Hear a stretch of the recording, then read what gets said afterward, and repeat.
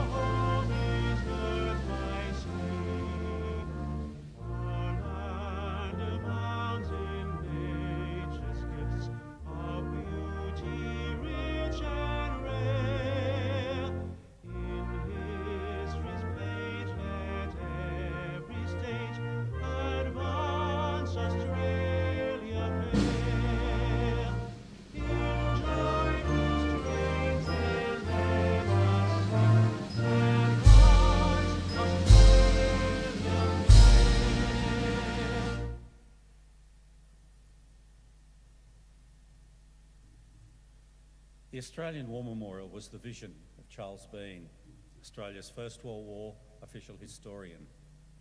Bean landed with the Australian troops on Gallipoli and stayed with them at the front through to the end of the war. The idea of this national memorial and museum came to him at Pozières, France, in the depths of the bloody fighting, 1916. Bean's idea was that this would be a place where families and friends could mourn their loved ones buried in faraway places. It would also be a place that could help all Australians understand what these men and women had endured and what they had done for us. Bean's vision, to which we remain true, is best expressed as inscribed in the entrance to the memorial's galleries.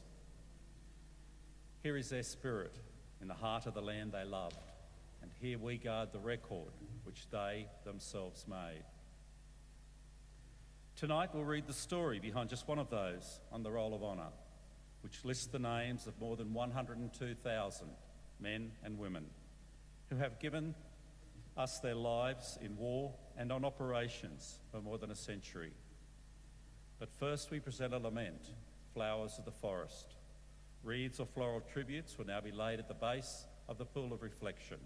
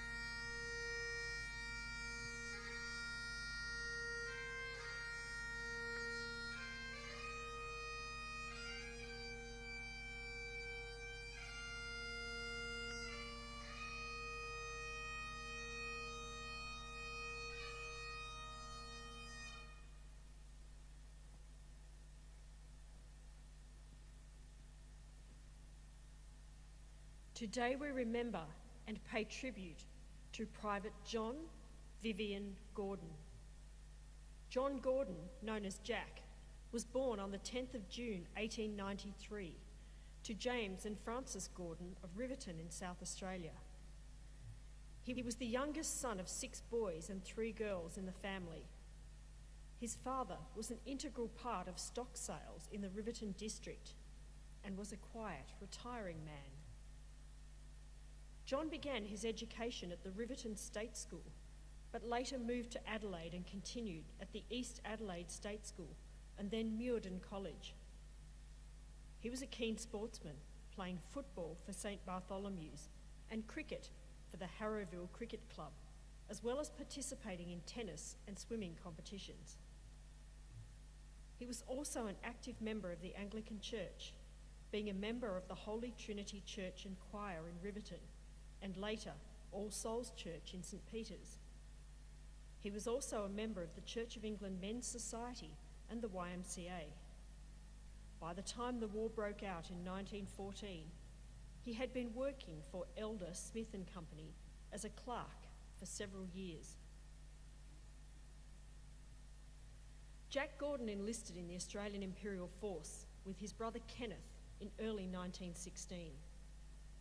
They left Australia on board the troop ship Afric with the 43rd Battalion in June of that year. Shortly after arriving in England, the brothers transferred to the 11th Light Trench Mortar Battery. They continued training on Salisbury Plain in England for several months before being sent to fight on the Western Front in November of 1916. The Gordon brothers arrived in France at the beginning of one of the coldest winters in decades. In early January, Kenneth fell ill with the mumps. He struggled to recover. Even after several months in hospital in France, he was suffering from rheumatism and lung problems, and after being sent to England in April, he was discharged 3 months later. In June 1917, the 11th Light Trench Mortar Battery took part in operations around the Belgian village of Messines.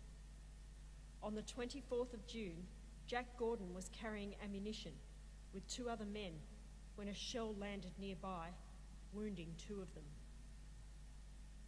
Richard Mummery of the 43rd Battalion made it to hospital in England, but Jack's Gordon survived only minutes. Gordon's friend, Private Bell Chamber, later called him one of the finest fellows going. Jack Gordon was buried at the Messines Ridge British Cemetery, where he lies today under the words, "Dearly loved youngest son of J.S. and F.M. Gordon of Adelaide." He died just 2 weeks after his 24th birthday. His name is listed on the Roll of Honour on my right, among almost 62,000 Australians who died while serving in the First World War. His photograph is displayed today beside the pool of reflection. This is but one of the many stories of service and sacrifice told here at the Australian War Memorial. We now remember Private John Vivian Gordon, who gave his life for us, for our freedoms, and in the hope of a better world.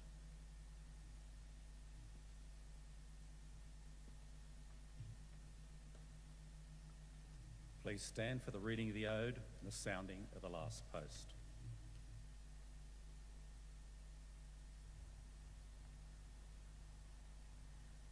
They shall grow not old, as we that are left grow old. Age shall not weary them, nor the years condemn.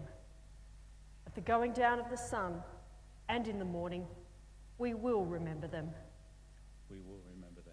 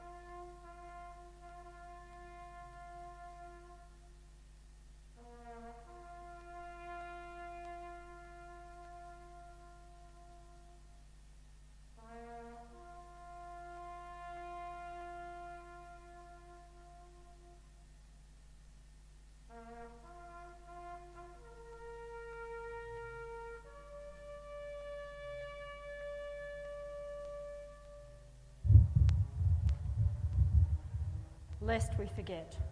lest we forget.